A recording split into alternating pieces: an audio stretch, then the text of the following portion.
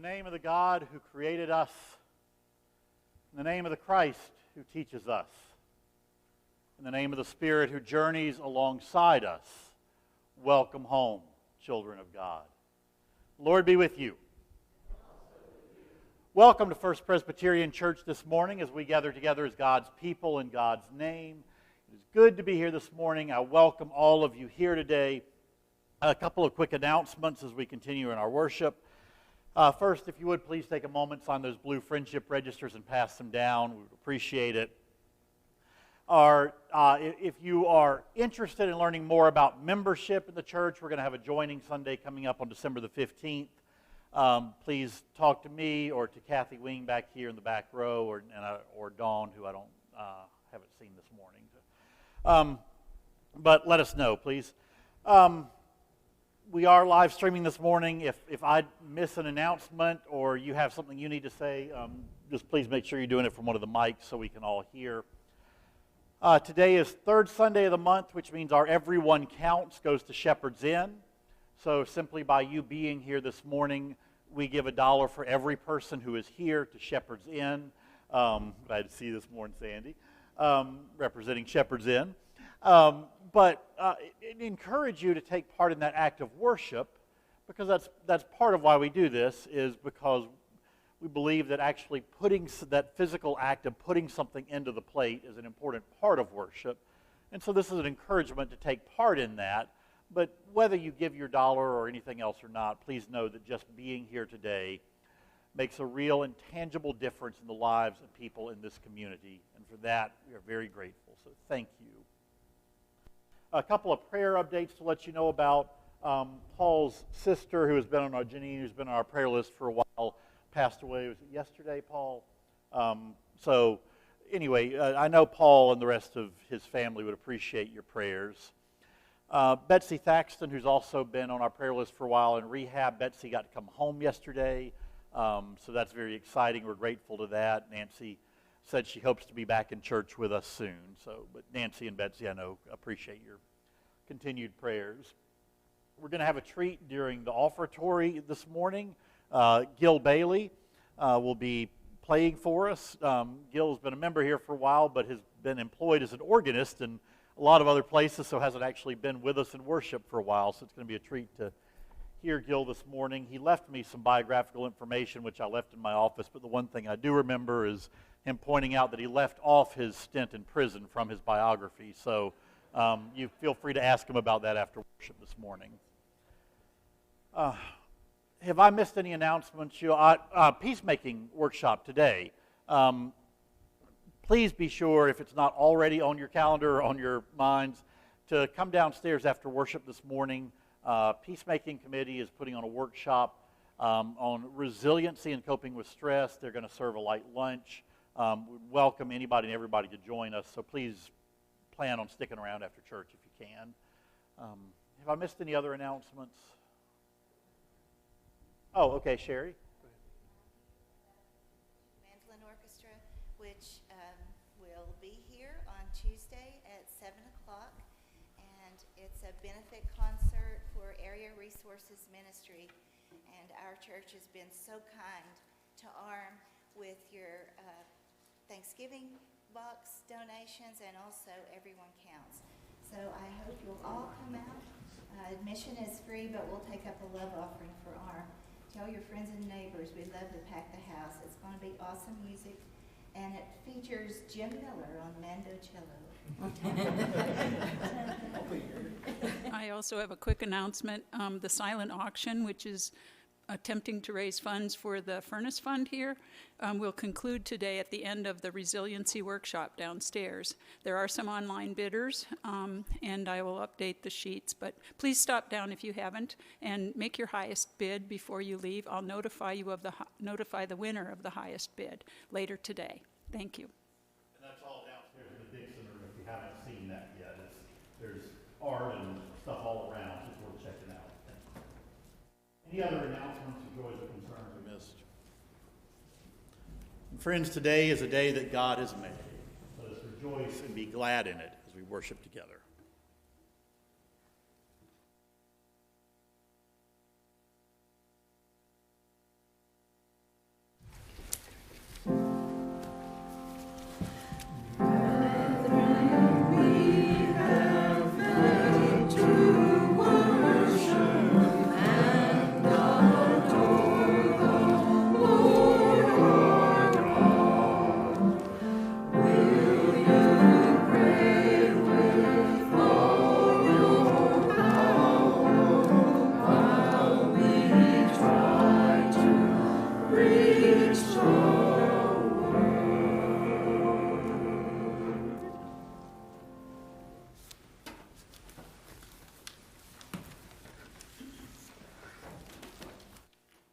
please rise as you're able for this morning's invitation to worship.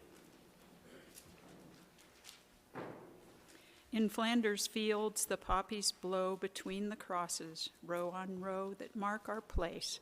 And in the sky the lark, still bravely singing, flies scarce heard amid the guns below. We are the dead. Short days ago we lived, felt dawn, saw sunset glow, loved and were loved, and now we lie in Flanders fields. Take up our quarrel with the foe. To you from failing hands we throw the torch. Be yours to hold it high.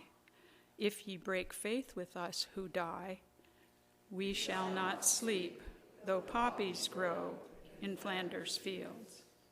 And remain standing. The hymn is number 327, From All That Dwell Below the Skies. Hallelujah.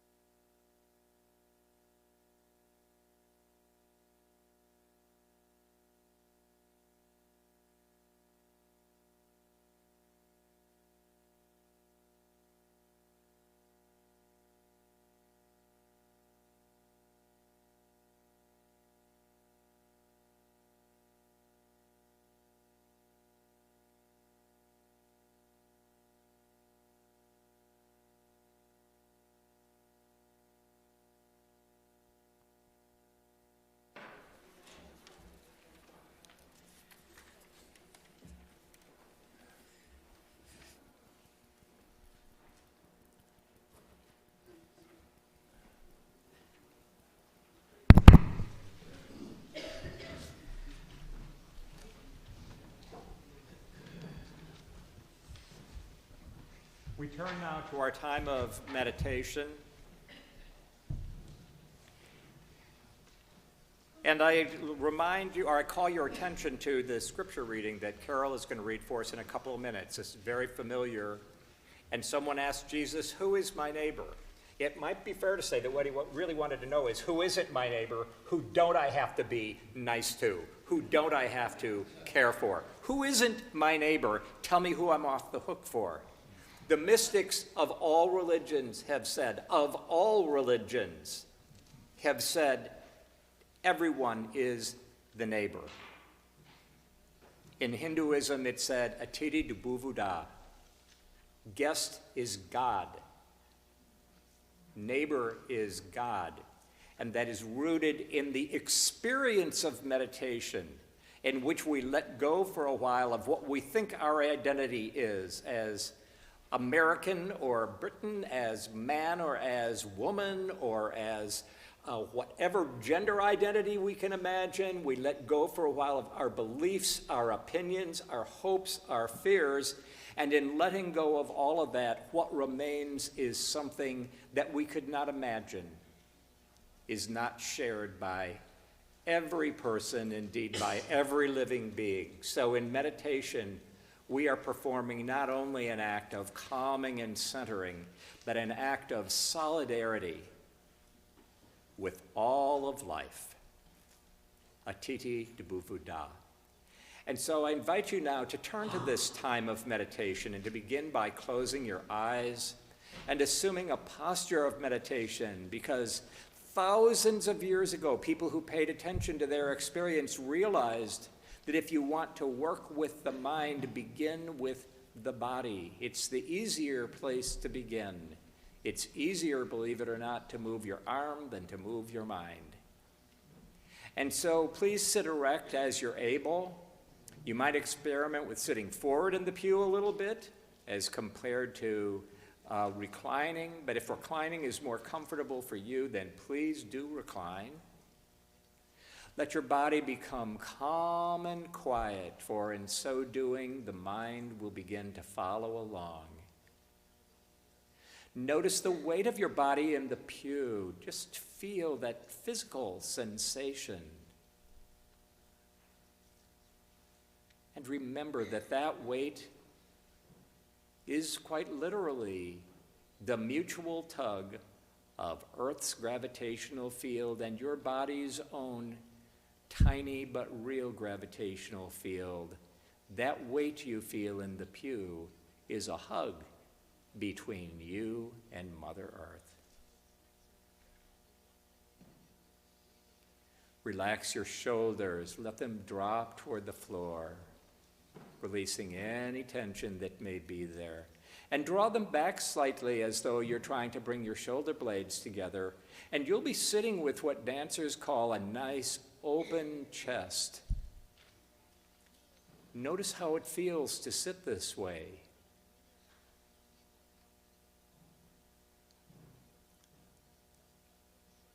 I think you might find that it feels comfortably and quietly confident. This is the physical embodiment of faith. And now give yourself and give our world the gift of your attention to this present moment. Whatever might be arising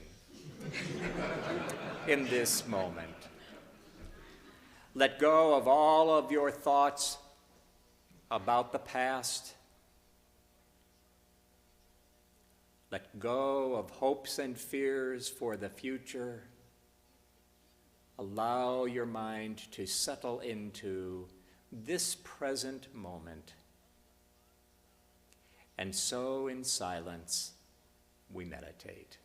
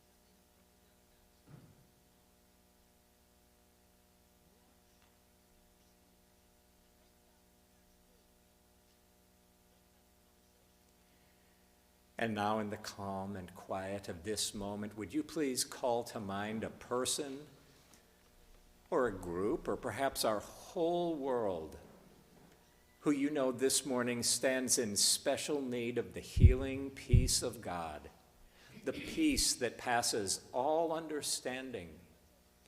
And in your own way, call upon God, call upon life itself to bless them just as they need to be blessed.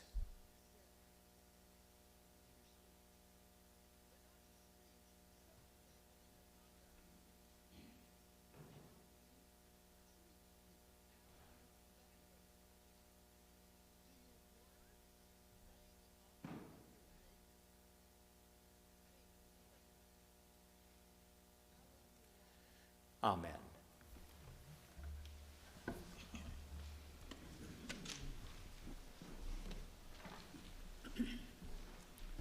The first of this morning's readings is from John chapter 15, verses 12 and 13. This is my commandment, that you love one another as I have loved you. No one has greater love than this, to lay down one's life for one's friends. And from Luke chapter 10, verses 25 through 37. Just then a lawyer stood up to test Jesus. Teacher, he said, what must I do to inherit eternal life? He said to him, what is written in the law? What do you read there?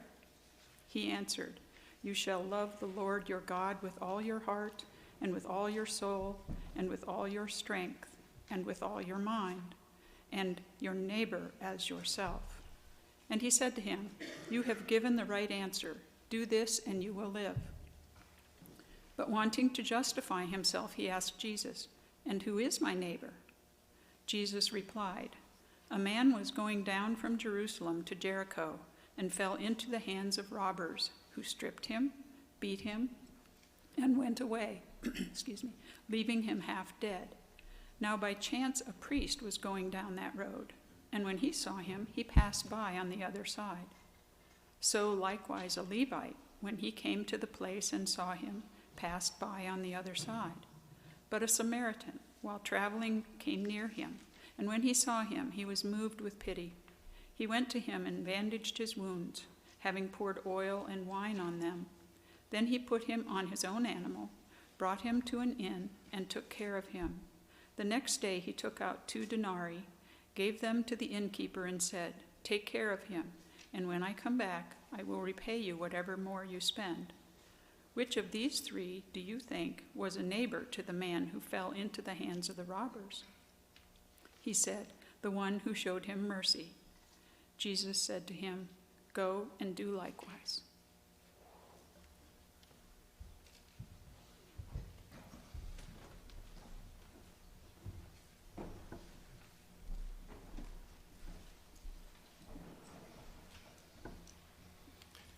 It was included in the spiritual slavery book of 1867.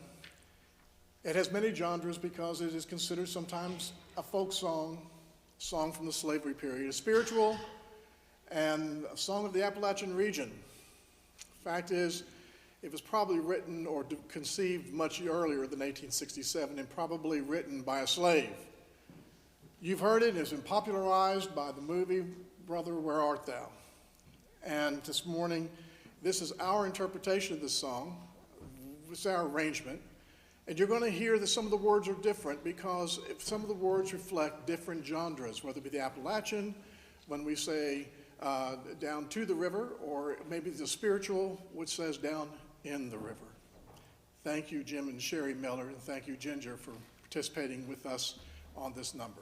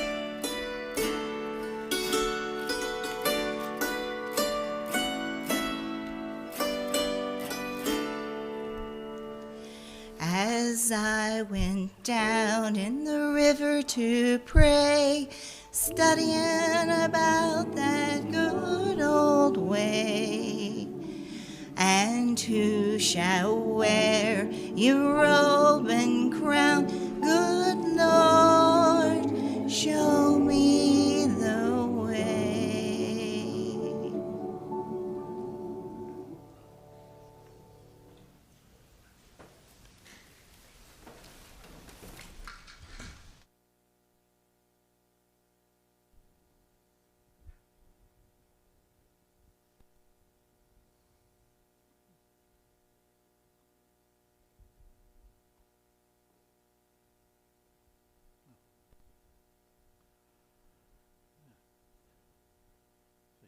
Carol, I don't know where Carol sat down now.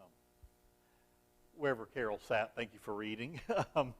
And to the choir and Jim and Sherry, that was a beautiful arrangement. Thank you. And it sounded magnificent and nice to have extra voices with us this morning too. Appreciate that. It's a beautiful anthem. Thank you. This past Monday, as I'm sure many of you know, was Veterans Day. And I had to memorize a whole bunch of dates in high school history class, and most of them, unfortunately, I never retained to pass the test, despite having a mom who was a history teacher and always loved my performance in history classes.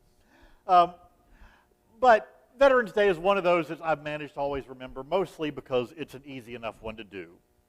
Right? It's 11/11 because World War I ended on the 11th hour, the 11th day of the 11th month of 1918. And a year later, President Woodrow Wilson instituted the first Armistice Day that later became Veterans Day. And, you know, some of you might have had the day off work on Monday or at least acknowledged it in some other sense or fashion. That said, most of my career as a minister, in fact, almost all of my career as a minister, I have intentionally avoided ever really preaching on or about or around national holidays. When we start to combine Christian worship and patriotism, we are in deep and complicated waters. And as a simple illustration of that, I think it was probably January of this year, the session voted to remove the American flag over here. And maybe some of you didn't even notice it was gone, but among those of you who noticed that the American flag went out and a different flag came in, I can tell you I received a lot of emails in the month after that decision was made, and we are not all of one accord on whether or not that was the right decision. So we are getting into deep and complicated waters.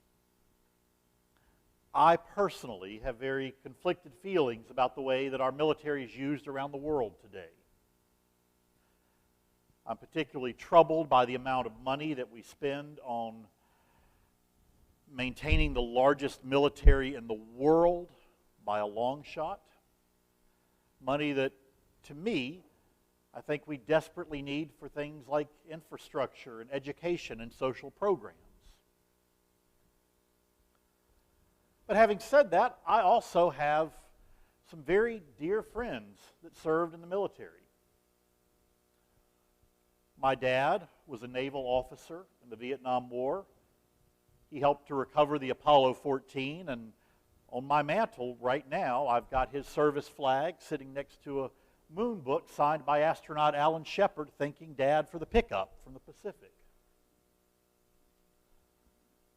Wallace has a uniform that he inherited from my mom a couple weeks ago. It was a uniform worn by my maternal grandfather, who was a member of the 2nd Battalion in World War II.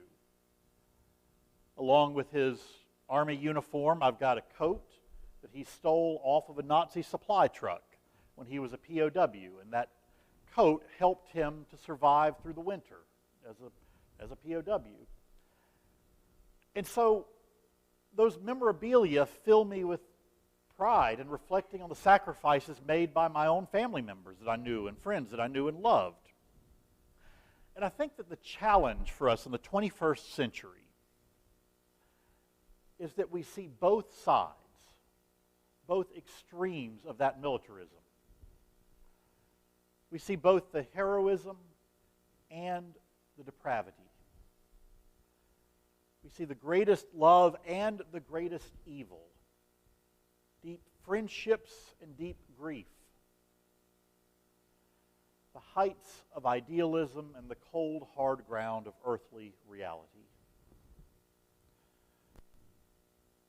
I know we have some veterans in our congregation. And for many of those veterans, and I think of my own family as well in this, and all those, remember, who put into action Jesus' words that greater love has no one than this, than to lay down their lives for their friends. And yet it was that same Jesus who explicitly refused a violent response to injustice. That Jesus who refused to let Peter commit violence in Jesus' own defense and at the cost of Jesus' life. And here in church we cannot, I don't think, avoid or ignore that either. 2 decades ago, Sarah studied in Germany, and I got to spend a great deal of time over there. We visited the town where my grandfather was held as a POW in World War II. And during the time that I was there, I have a lot of wonderful memories, a lot of them of just sitting around in beer gardens, sharing a beer and a warm butter pretzel with people who we were at war with less than a century ago. That is grace and blessing. That our enemies in the Second World War turned out to be temporary enemies. In fact, all the nations with whom we fought in World War II are now allies. But warfare didn't do that. Warfare, at least in terms of World War II, was probably necessary, and it was visited upon us. But it's something else that turns enemies into allies. What made us allies after the war was a common vision. A vision for a better world. And working toward together enabled us to forgive and to build friendships where bitter enmity had been before. So in any case, I think it's both amazing and wonderful that enemies as bitter as Germany and Japan were for us can become friends and allies.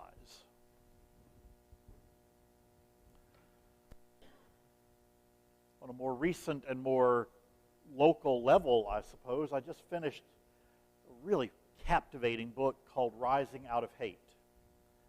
And it's the true story, the biography of a young man named Derek Black.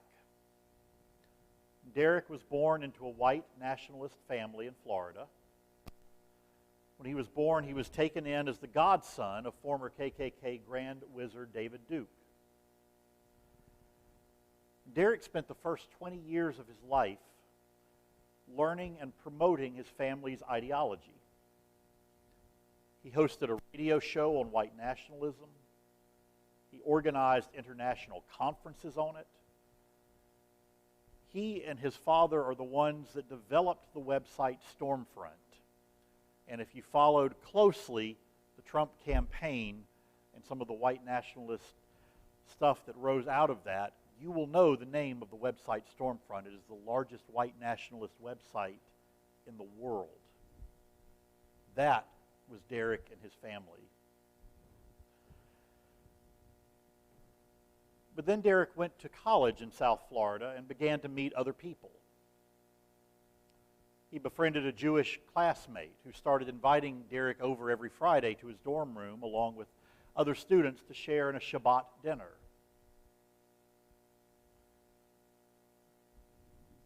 The guy that lived next door to Derek in the dorms was a Hispanic who also, like Derek, liked to play guitar. And they found themselves sitting out in the quad or the middle of the campus together, singing and playing. And little by little, year after year at college, Derek's views began to change. So that by the time he graduated college and he moved away to begin graduate work, Derek's views were radically different. In late November 2016, shortly after Donald Trump took the White House, by in fact using many of the white nationalist talking points that Derek himself used to teach people, Derek penned an opinion piece that got published in the New York Times titled "Why I Left White Nationalism." Publishing that article cost him his relationships with most of his friends and family. But he now works diligently to undo the kind of hatred and racism that he promoted in the first 20 years of his life. Derek Black, like in many ways the people that I met in Germany, and like so many others, Derek was a temporary enemy. He once fought for the other side ideologically.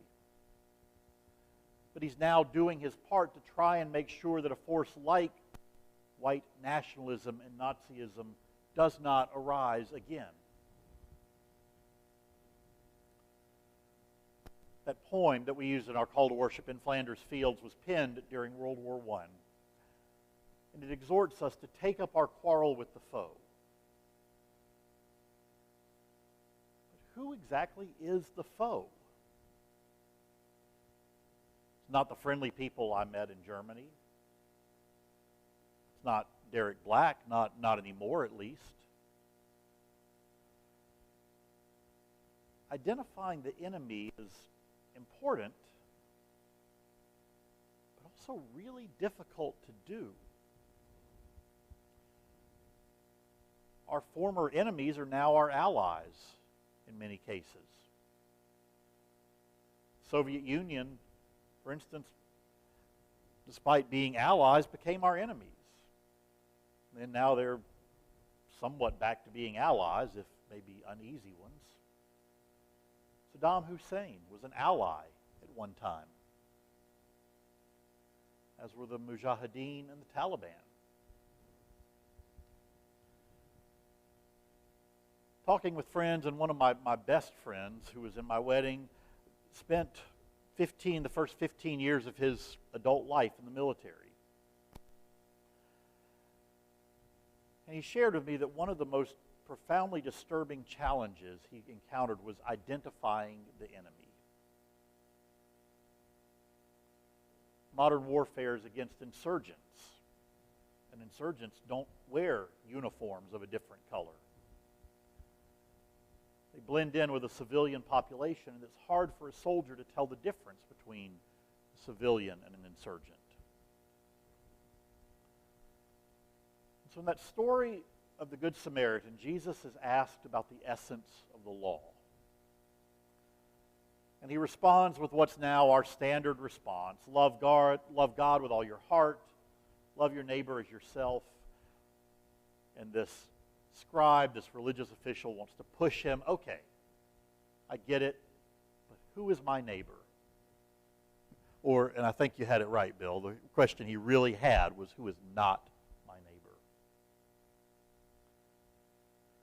Who do I have to love? Who can I get away with not loving? Who can I exclude? Is really the heart of his question. And so Jesus tells the story of the guy who gets beaten up and robbed. And throughout this story, as familiar as it may be to many of us, Jesus continues to mess with our expectations. I have walked that road from Jerusalem to Jericho. It's something like 12 or 15 miles. We did it when I was in college on a foreign study trip to the Middle East. I'm not surprised someone got beaten and robbed on that road. It is desolate with lots of hiding places. It was a dangerous journey. That's not too surprising. But having the priest and the Levite pass by on the other side, that's a little odd. To touch a bloody or a dead body would make them unclean and therefore unable to do their jobs for a short time. But these are the guys in the story that you expect to be the good guys. The ones you expect to go out of their way and help a little bit, but they don't. The hero of the story, the Samaritan, was the unlikely hero, the one hated and despised by the Jews, and he's the one who does what is decent. And not only does what is decent, but goes above and beyond. He is generous and caring. In one sense, he's the enemy. He's the foreign national that the Jews did not like. But it turns out he's more of a friend to the one who got beaten and robbed than the heroes of the story are. And Jesus tells that story in answer to the question, who is my neighbor? But then he finishes the story with a little bit different question. Jesus then asks the man who was questioning him, he says, who was a neighbor, the man in need? The scribe very grudgingly replies, I love this. He says, the one who showed him mercy. If you notice, he couldn't even bring himself to say the word Samaritan. He just says, that other guy. And Jesus says, go and do likewise. Who is our enemy? In Jesus' story, there are no human enemies, except maybe the robbers. But he is dismantling these us and them separations, divisions that we have. It's almost as if Jesus is saying, your enemies are not the Samaritans. Your real enemies are the stereotypes and the prejudices that cause you to hate another person.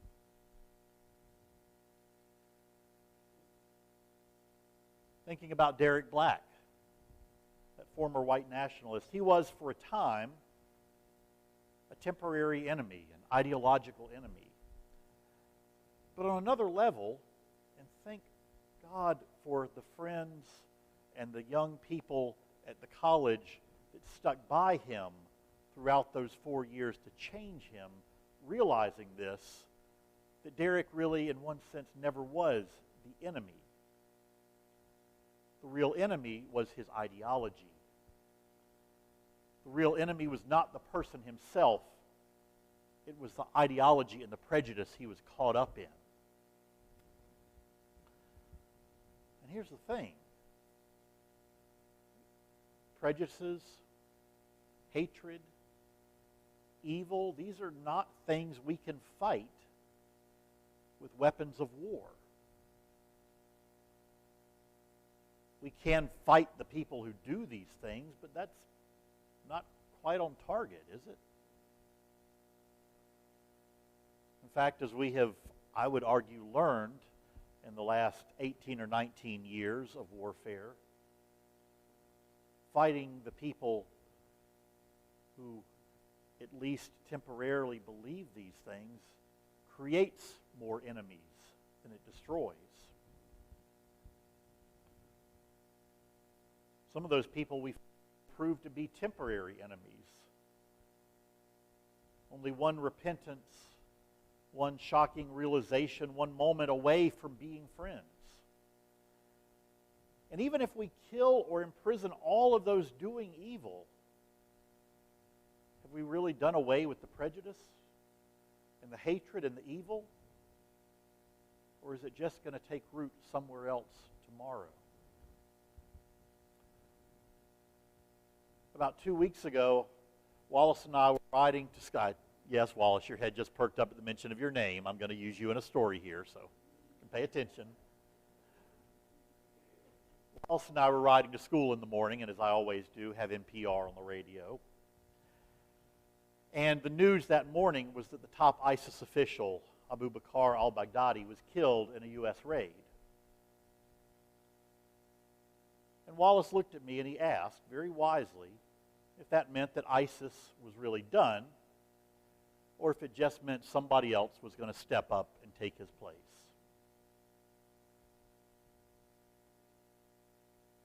Killing or imprisoning those who do evil deeds does not eradicate the evil ideology that feeds those deeds. In fact, the evil that makes people susceptible to such ideologies is at least in part present in every one of us. I have used this quote before and will probably use it many, many more times in my tenure as your pastor here, but I do love it, from Alexander Solzhenitsyn in the Gulag Archipelago, who just so wisely observed that if only it were all so simple, if only there were evil people somewhere insidiously committing evil deeds, and it were necessary only to separate them from the rest of us and to destroy them. But the line dividing good and evil cuts right through the heart of every human being.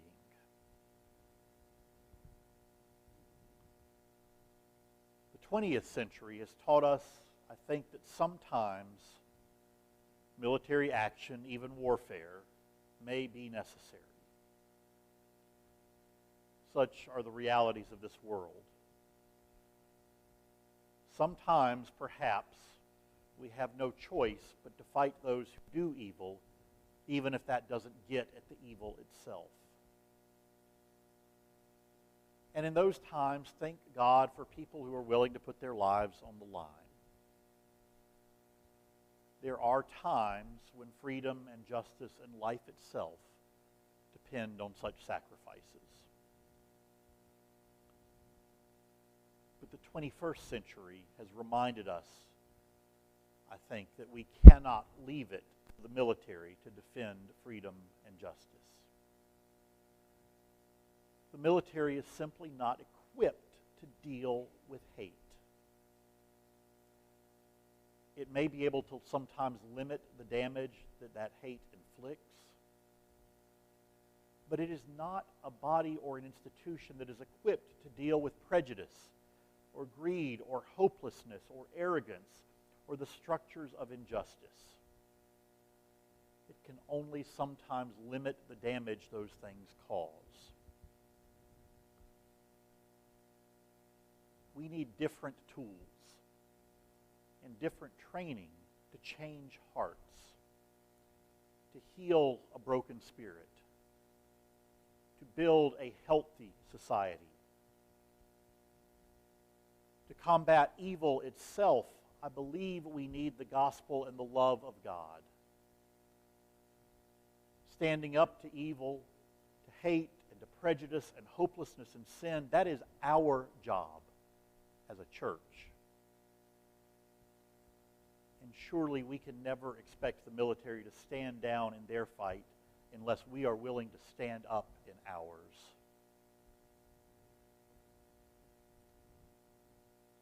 Our dream is of a world where there is no us and them,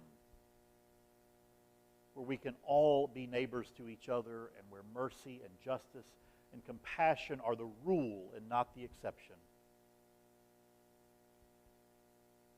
And there is reason for hope, I believe.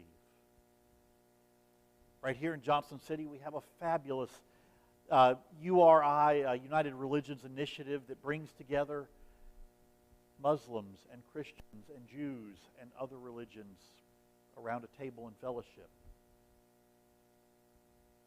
That's a sign of hope. Derek Black is a sign of hope. Even some of these big multinational organizations like the EU or NATO or G20, these represent former enemies that have now decided to come together and work for the common good. So there are signs of hope, but we have a long way to go. So thanks to all of those who in times of need risked and gave their lives for the sake of others. But also today and here, blessing on all of you who in your ordinary lives build the kind of world where there will be no need for war. May we be and continue to grow into those people. Amen.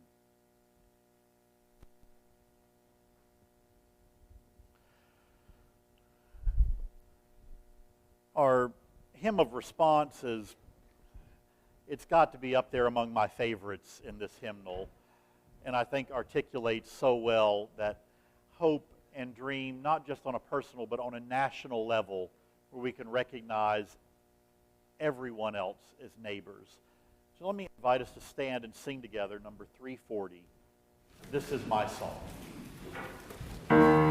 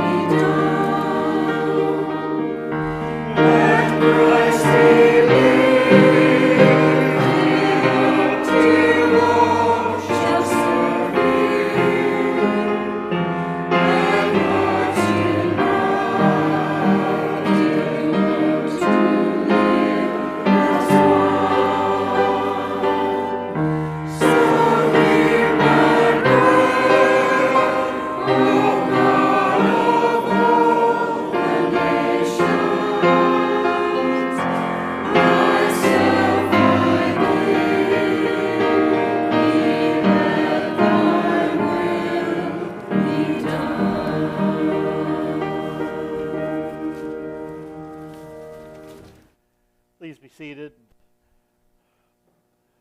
Part of what I hope we gather, glean from thinking about things like this in the sermon is not only important to think about things, but to bridge that gap between reflection and action.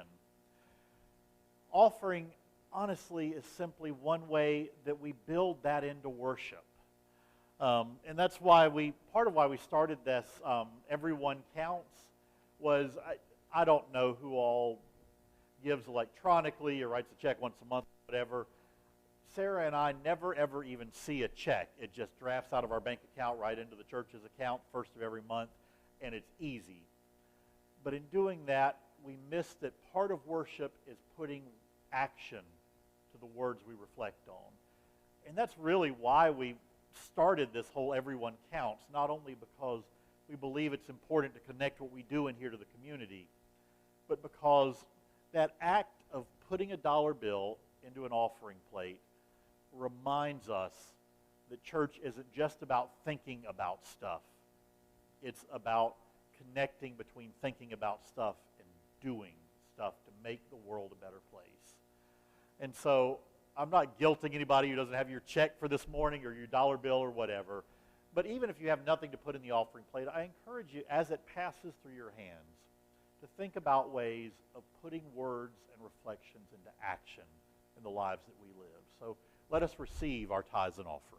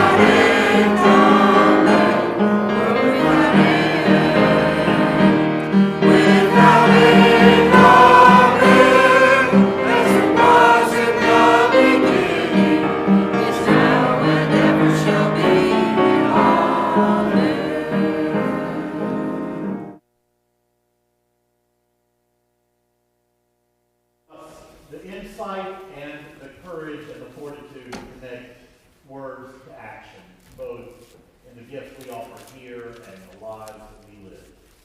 In your name we pray. Amen.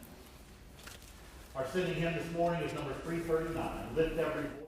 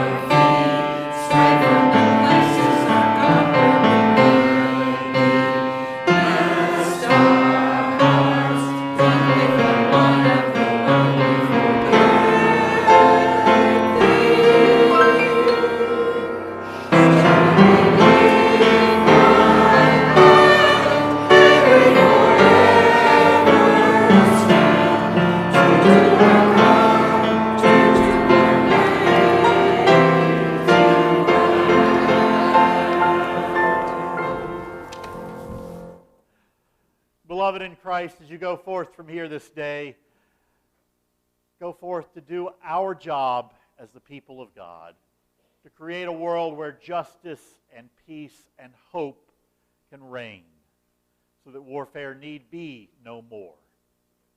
As you go forth this day, may the road rise up to meet you. May the wind blow always at your back. May the sun shine warm upon your face. May the rains fall softly on your fields.